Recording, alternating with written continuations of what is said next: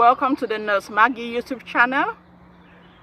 It's another week and we came back, thank God as promised, with our content on rape and sexual abuse. And I would like, before I go any further, to say that we're talking about the rape in general, but sexual abuse, we're focusing on the minors or juniors or dependents, children, in other words, and not of adults, because the sexual abuse of an adult has before it gets to the part of being sexual and being physical, it has a lot to do more with the mental and psychiatric and emotional dispositions of that person suffering the abuse continually. So there is another approach to dealing with that. There is another way of counseling concerning that. Meanwhile, when it's concerning a child, they are generally just vulnerable and needing for adults to be able to protect them. That is why I decided to separate these two factors. Okay, so we're talking about the abuse of children today, sexual abuse. So to begin with, I would like to say that the very first thing I would like to underline is that when you have a child, especially in our African societies, communities, when you have a child, do not give anybody the right to call your child my wife, my husband, my little wife, my little husband. Commonly, that is done in situations where maybe your wife or your husband named that child. That is very understandable. But there are some cases where we have people with these appellations and they did not give their name to these children, and they just saying it because they want to say so. I want to say that is very dangerous, especially if they say that in front of you, the parents, and you laugh about it. There is something you are communicating to your child, giving them permission to permit that person to go further than they are supposed to. Okay? So it is a coded language. It is a language that transmits more than any parent wants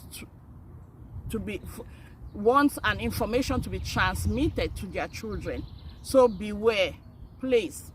When I was growing up, I knew my father was very, very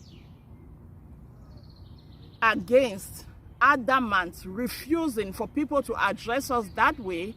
And I never had the understanding until a few years back. Please don't permit it. Okay, let's get to the core of our discussions. Welcome. Thank you for watching. Stay with us. I hope you learned something before we get to the end of this topic. So, and we're going to go a little detailed because the understanding is more important than rushing through to get to the end. If we need to do 2 different sessions, that will be okay. So let's talk about rape. What is rape? What is the difference between rape and sexual abuse? So rape basically is a right person being at the wrong place at the wrong time in the presence of another wrong person or persons. Okay? So with that being said, rape is something that usually happens without a prior plan. Once in a while, for example, a jogger. If there is a woman who jogs frequently in a park, there can be somebody who goes to that park for walks, and they have taken the time to notice what time you come for your jog every day.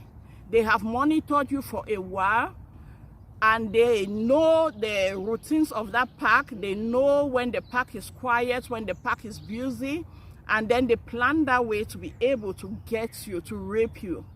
Once in a while we have that situation, but in most cases rape happens like that. Okay, you're just in a place at the wrong time with the wrong person, and the situation is isolated, and rape happens, unfortunately.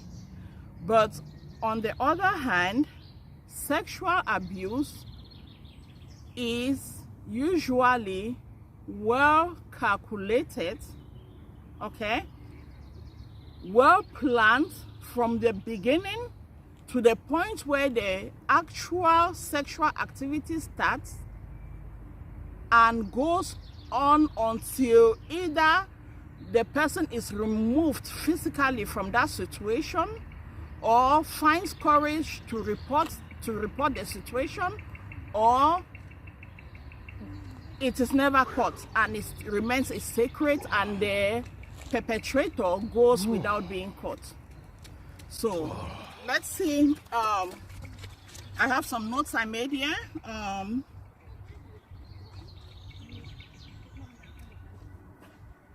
The only thing that I can add to rape, because I have much more information to discuss about sexual abuse, because it is something that we can take steps to prevent. But rape usually, as I said, is something that happens in the instant. The only other thing I can add to it is that rape usually happens most times is under the influence of drugs or substances, and like during parties, during outings and stuff like that, being in dark corners without any other population around to prevent it from happening. So we just have to be mindful. Don't go out, especially at night, or to forest areas with people you don't know and you don't trust and things like that, to avoid rape. Now, not to minimize it, but let's get to sexual abuse, because I carry a lot of information concerning children in me, and I really want this opportunity to be able to pass it over. So sexual abuse, as we said, sexual abuse is usually well planned and laid out before execution. Okay, now there are some factors that affect or enable for sexual abuse to occur, and the whole process of sexual abuse, we call it grooming. So there are different stages of grooming. Okay, so let's get to it. The very first stage of grooming is targeting. What is targeting? Targeting is when a perpetrator sits down. This is who they are. That person is a criminal. That person is maybe a sexual addict. That person is, anyhow you want to qualify them and describe them, I would be in agreement with you. Okay, now they sit down and they look in their community and they are looking for who to target. What are the reasons why somebody might target a specific family as opposed to another? One will be emotional neediness. You know, that is why you see that in most families, especially families where the parent is absent, the mother is struggling with emotional issues, the children are struggling with emotional issues.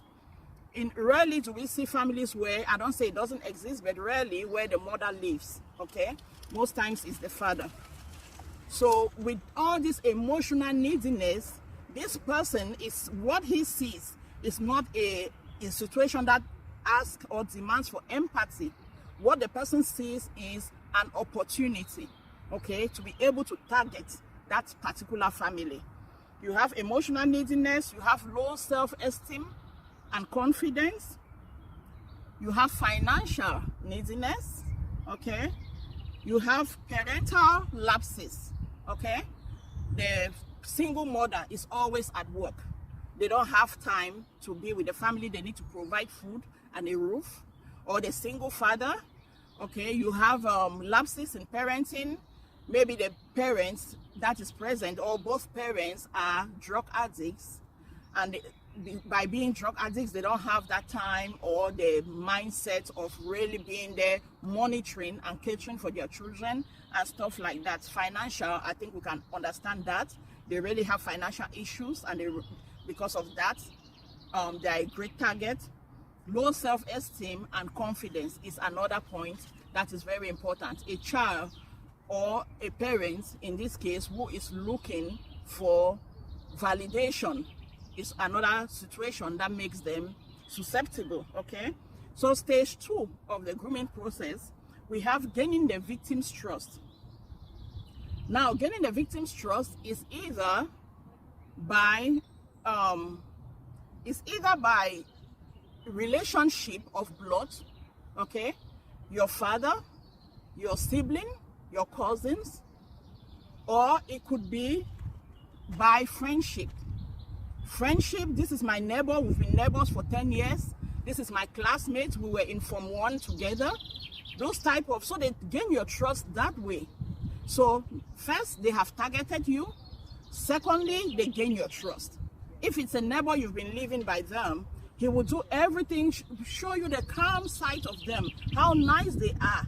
And you'll be like, I tell you, this man, I trust this man. Once you say that thing, I trust this man, or oh my goodness, I trust this woman, that is the second part of opening up for the abuse to be able to happen to your children, okay? So the second part is gaining the victim's trust.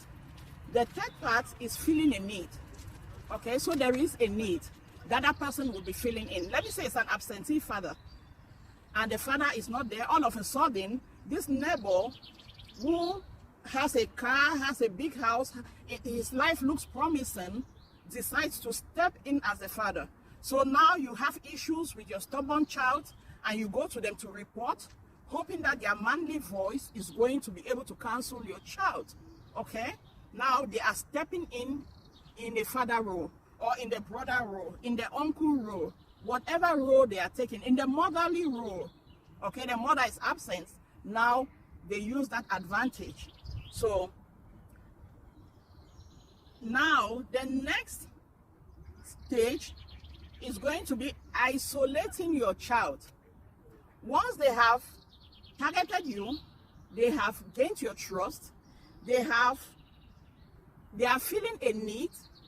Now they are going to try to isolate that child. I have some examples here. You have them saying things like, mommy should come over for a sleepover, okay? Maybe they have a daughter or two at home. Say, why you never send mommy? Why don't you send mommy to come over? Okay, mommy should come over for a sleepover. Send mommy or papi to come to the farm. I have some firewood for you. You should send mommy to come and carry. Every time it's mommy who's going to carry that firewood. So that that is isolating the child from population, from their friends, and giving him an opportunity, okay? Send your child to me. Let me teach them lawn tennis. Let me teach them mathematics, okay? Tutoring or coaching. That's another one. For counseling, for special prayers, okay? Pastor, elder, say, Mama, this is Junior is strong-headed. I'll be in my office on Tuesday. Send Junior for a special prayer, okay? So you have special prayer in my office or at church on a Tuesday evening, knowing fully whether there's no church meeting on Tuesday, and that church compound is big, okay? So there's nobody there to witness what's going to happen. I have an example. There is a time I got into a heated argument with somebody, okay? So this person told me that their child, who was 14 years old, was given an appointment in a doctor's office at 7 p.m. Knowing what I know, having the experience I have, knowing all the stories I have heard, I flipped out. I was like, no, that cannot happen. Don't let them go. Don't let them go. And it was a big issue. Okay, I was not in the environment. I could not help the situation. But I flipped out. I freaked out. Okay, and until today, if you ask me what happened that evening, I'm not able to answer you because my understanding of that situation was that most doctors' offices, by 5:30, 6 o'clock, most of the patients have left.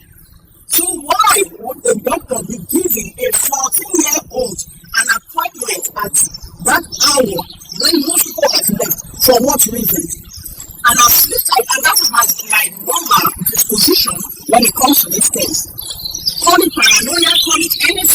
long as the child is secured. When they grow up and they are 18, 19, 20, they do what they want to do is on their head.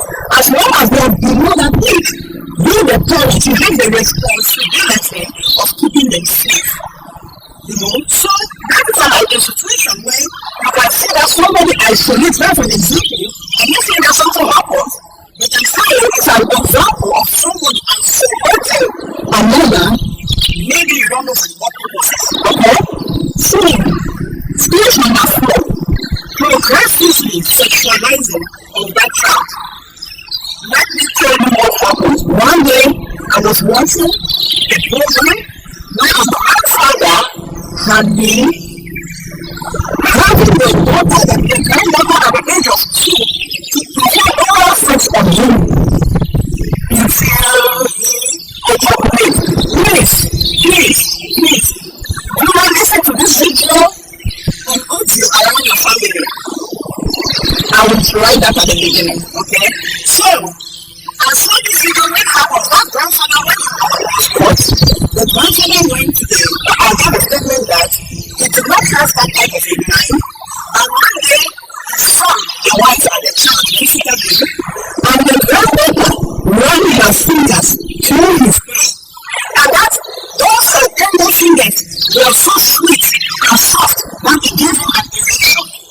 And since that day, he started abusing that child. The children go to work, the son and the daughter they go to work, they bring this little girl to the grandfather, and he would be having this child to oral sex on the online night.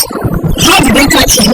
This child went to the daycare. If you know that room has now, it's not going to the night of Christian garden. And this child was sitting across everything, and the joint was very fingers removed, but the child was coming from it and dropping. Every day you give this child a paper and a pencil, this is the only thing she does. So it caught their attention, and they took the child in for interviewing, and that child told them that she has been doing this with the grandfather, and that is how he was caught. Okay? So it is a very sad story, but it is reality, and it happens more often than we want to think. Alright, so other kinds of progressive sexualizing of a child, talking to the child, showing them dirty pictures, it could be something as simple as the pictures of a girl in the bikini with no always the top, but her butt cheeks are out and things like that. And that touches, okay? And also said, having close overpressing a child. A child's features, okay? You have him, some long legs. When I was young, this was the thing people said, that's for you with your long legs. Mommy, when your legs are long, so why your legs so long? Mommy, I know your pink lips. And they're doing this in the presence of their parents, especially when that's not so happy. My child is so beautiful. They are setting a ground for what is in place. We are not saying 100%, but we are saying most likely because this stuff happens way more than we think. Okay? It's similar to someone who said that, oh, your baby is so cute. But not every person also into the person to know this is one eye and I like that. No, it's not a girl. It's not a girl. Mommy is a child. So stop looking at mommy with sexual eyes. Stop seeing mommy with sexual eyes. Stop seeing mommy's butt. That is getting wrong like the mother's butt. This is not okay. I'm supposed to get this clear. And yes, if you feel like I am angry about this topic, as a believer, this is one of my greatest challenges because every time they tell somebody is sexually abuses a child, my first reaction is that they have a bad side base. That is how I feel about it.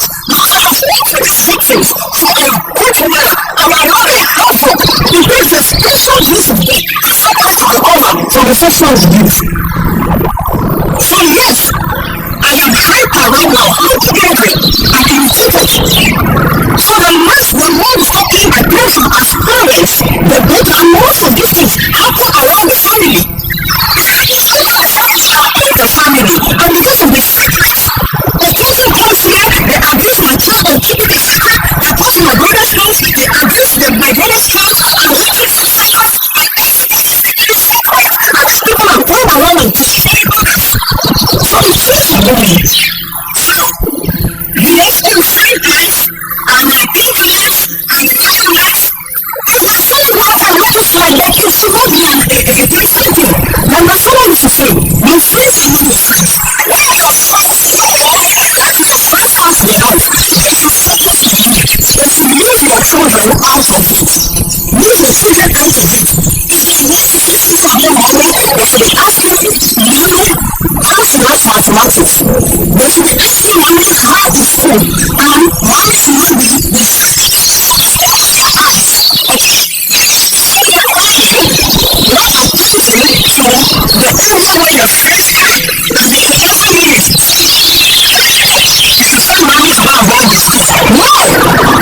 You are the leader, you have to restrict. Put your foot down. Don't let your child be destroyed. Even if those children in that area, the boys that are with them, they go from the area as homosexuals because this spirit has been introduced to them. So, that is the sexual or progressive sexualizing. Okay? Now, let's look at that was stage 5 actually. Then the last stage of bullying is maintaining sexual control. By the time we get to this stage 6, which is the last stage, the sexual activities begin. Okay? It will begin to recruit because you know the predator is very common. Very common. They are like a snake. Okay? Getting ready to strike. They might start with a kiss with single touch. They are passing the close mommy say I do like this. And they will try to your presence. So that the day they want to take mommy in public, they say mommy don't worry. I pushed you the other day in front of your mother and she was okay with it. Why is it that is bothering you? It is not being such money. Just all these things is like a joke. That's money. So when it happens, you know, they start like that, they go to community center, they go to fashion, intimate parts, and they go to the actual acts of sex. If you find oral sex, and because it's oral sex, the child is not bleeding, you know, boy or girl, and you are like, you don't have a license. Eventually, it's still going to progress. I'm not saying the oral sex is better, it's not. It's not. But it has to progress. Okay? As long as you're the parent, you're not paying attention. So, we have secrecy and healing. Most cases where it's already at the point of sexual abuse, it's normal to hear the perpetrator tell the victim that if it's not completely secret, I'm killing your mother. Okay, it's a child, but most of them understand that they cannot kill you, and some of the time, they portray that child alive and say, kill your mother, I will cut you next. I will kill you down, I will burn your house down. So they use this strength for the child to keep it a secret, okay? And then they also use the blame game. Say, if you tell your parents, oh, mom is shame, I was not the only one who did it. As if your parents were enjoying it. They were enjoying it. So don't tell anybody. If you tell anybody, you will not believe you. They will blame you. They will not want to believe you. Don't think it's following me. You too will go to jail. If they send you to jail, you too will go to jail. All your friends will know about it and they will laugh at you. Okay? They will also say things like, everybody will know. This child with your missing mentality, what understanding do you have? When you're talking to your children on the topic of sexual abuse, please be sure to understand I've told one my son, I said if anybody ever touches your private parts or needs you to touch their private parts, tell me. There's been more details like that. But I told him, I said, in one tell you that if you tell me, you will kill me. My first one, they cannot kill me, they will not kill me. Oh, but tell me on your first occasion, okay? I said your mommy is strong. I'm doing it with adding some fun in it that allows you to see in my face. Right? You should not just focus anybody ever threatens somebody. They cannot kill me. So make sure you tell me.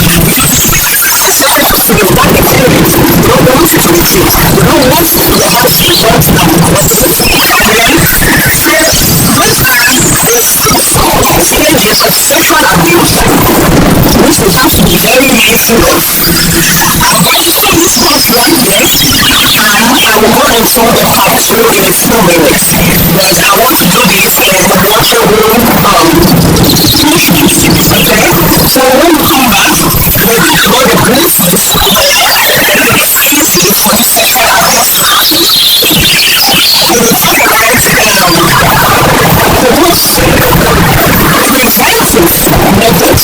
What are the things you can do to make sure that this successful happens? Because once again, you don't want it to happen and try to fix it. Actually, you cannot fix it. There are some managing methods. You cannot fix it. One sexual abuse happens, you cannot fix it. It is nothing like sex. If you are doing abuse, you are not doing abuse. Just analyzing it, honest with knowledge, and to get that understanding, even though it's not happening to you, get the understanding of the depth of sexual abuse and rape.